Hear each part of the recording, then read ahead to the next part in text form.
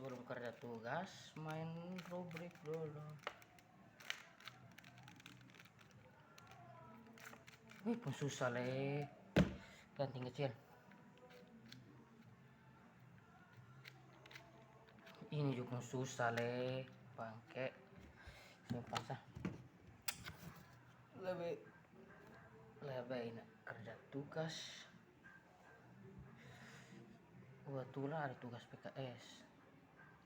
Review buku ke-9 tentang kesenjangan informasi apa? Kesenjangan informasi pandemi. Di sini nih BAM ini ada dua, yaitu kesenjangan ekonomi dan kesenjangan digital. Kesenjangan ekonomi Indonesia selama masa pandemi telah meningkat. Pada Maret 2021, Badan Pusat Statistik atau BPS mencatat bahwa indeks Gini Indonesia sebesar 0,384 angka. Ini meningkat dibandingkan dengan Maret 2020 yang sebesar 0,381.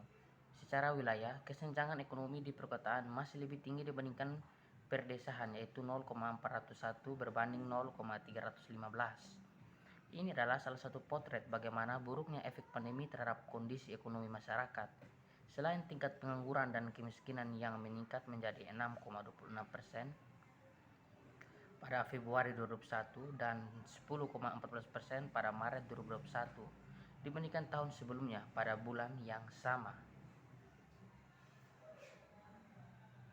Kondisi yang seperti ini akan menjadi tamparan keras terhadap upaya digitalisasi kegiatan ekonomi yang dipercaya sebagai panacea atau obat mujarab bagi ekonomi masyarakat selama pandemi. Tentu saja juga bisa mempercayai bahwa digitalisasi kegiatan ekonomi memang terjadi secara lebih intensif dan masif selama masa pandemi, serta membantu perekonomian agar tidak terpuruk terlalu jauh. Namun demikian, persoalannya bukan ada di situ.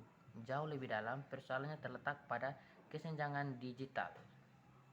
Menurut dalam Rakneda 2020, terdapat dua bentuk kesenjangan digital.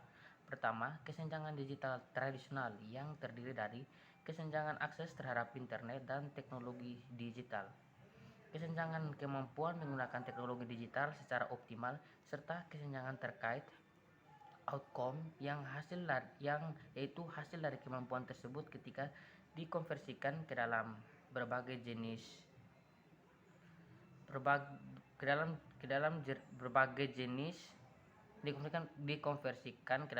jenis kapital lainnya, misalnya kapital ekonomi seperti pendapatan. Ambil contoh sederhana, orang tidak memiliki akses terhadap internet atau smartphone dan laptop tidak mungkin bisa menjadi YouTuber kesenjangan akses. Orang yang memiliki akses terhadap internet, smartphone, dan laptop belum tentu mampu menjadi YouTuber jika dia tidak memiliki kemampuan membuat konten video kesenjangan kemampuan. Orang yang memiliki kemampuan konten video belum tentu bisa viral dan memperoleh pendapatan dari iklan kesenjangan outcome. Tidak hanya pada level individu, kesenjangan digital tradisional seperti ini tentunya juga terjadi di perusahaan dan pemerintah dalam berbagai persoalan atau kasus yang berbeda terkait dengan gelombang digitalisasi di seluruh dunia pada masa pandemi. Yang kedua, kesenjangan digital baru atau yang lebih dikenal dengan sebutan algorithms divide. Kesenjangan ini terdiri dari kesenjangan dalam hal pengetahuan terhadap cara kerja algoritma dalam kehidupan sehari-hari, kesenjangan dalam hal kualitas data dan informasi yang menjadi fondasi bagi bekerjanya algoritma, dan kesenjangan dalam perlakuan yang tidak setara akibat dari data dan informasi yang bias sebagai fondasi algoritma.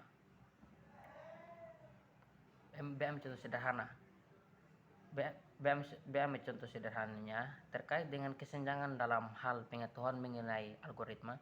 Pada umumnya hanya sedikit orang Indonesia yang menyadari bahwa algoritma atau mengamati dan mengkalkulasi perilaku mereka dalam dunia online, entah pola perilaku dalam pencarian di Google, pola perilaku posting atau sharing di Twitter, Facebook, Instagram, WhatsApp, dan perilaku belanja online dan lain-lain. Efek dari kesenjangan pengetahuan tentang algoritma ini adalah menjadi tidak sadar bahwa informasi yang disajikan ke kita umumnya cenderung mengafirmasi perilaku kita. Dalam hal ini, algoritma dapat membangun tembok informasi yang menghalangi kita untuk mendapatkan informasi yang mungkin tidak selaras dengan pola perilaku online kita. Contoh kesenjangan digital dalam hal penilaian terhadap kualitas data informasi yang disajikan ke kita oleh algoritma. Efek berikutnya, jika kita mengambil keputusan berdasarkan tembok informasi, algoritma dengan data dan informasi yang bias serta cenderung mengafirmasi pandangan kita, maka ancaman kegagalan akibat keputusan itu akan ada. Sebagai contoh, keterpaparan secara terus-menerus terhadap informasi bahwa membuka suatu usaha atau bisnis tertentu itu menguntungkan dan membuat kita percaya bahwa bisnis tersebut memang layak untuk dijalani walaupun pada kenyataannya tidak selalu demikian.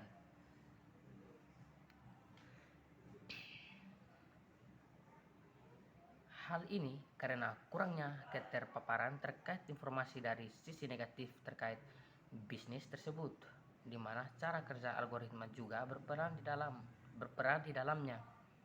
Kesenjangan algoritma ini pula yang mungkin menjadi salah satu penyebab hingga saat ini masih ada kelompok masyarakat yang tidak percaya COVID-19. Sama seperti kesenjangan digital tradisional, kesenjangan digital baru juga terjadi pada level perusahaan dan negara dengan pola atau persoalan atau kasus yang tentunya berbeda. Ragneda juga mengatakan bahwa kelompok sosial yang berada pada situasi tidak menguntungkan atau berada pada bagian bawah dalam fenomena kesenjangan digital sebagai digital underclass. Lalu siapakah digital underclass di Indonesia? Berdasarkan data survei dari Asosiasi Penyelenggara Jasa Internet Indonesia, Hal ini kiranya cukup jelas. Mereka yang tidak menggunakan internet akses cenderung besar presentasinya pada tingkat pendidikan rendah dalam kurung SMP dan ke bawah, berusia relatif tua dalam kurung 45 tahun dan ke atas, buruh tani dan petani penggarap di pedesaan. Di perkotaan secara awam saja, kita dapat membayangkan bahwa para pekerja informal tentunya cenderung rentan menjadi digital underclass dibandingkan pekerja formal. Padahal ini baru dari sisi akses internet saja. Belum lagi berbicara kompleksitas kesenjangan digital yang lainnya. Berkaca pada kondisi yang seperti ini, tentunya persoalan kesenjangan sosial ekonomi di Indonesia menjadi lebih kompleks seiring dengan digitalisasi yang semakin intensif di era pandemi. Jika hal ini tidak dikelola dengan baik, tentunya dapat menjadi bom waktu.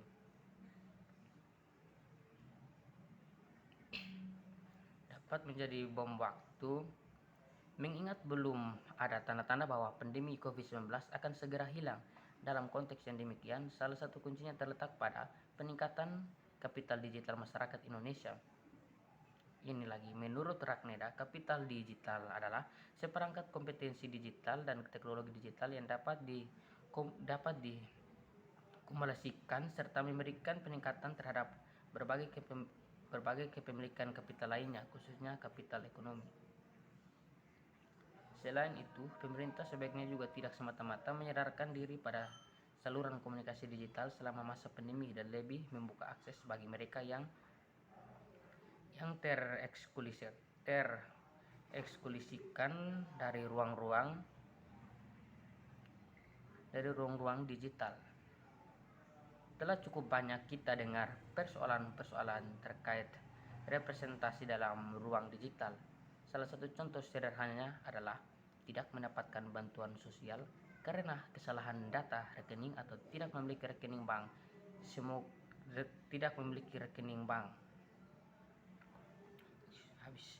Semoga ini hal-hal seperti ini tidak terulang lagi ke depannya, dan semoga ini virus corona ini cepat hilang daripada ini kotong susah begini. Ini apa nih?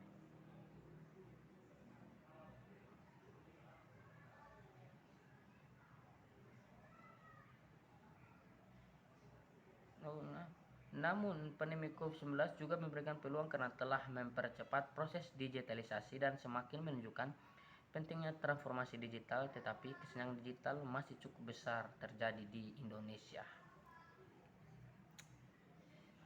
Sebentar baru lanjut baca sah. Lebih mandi kopi acara sah doh.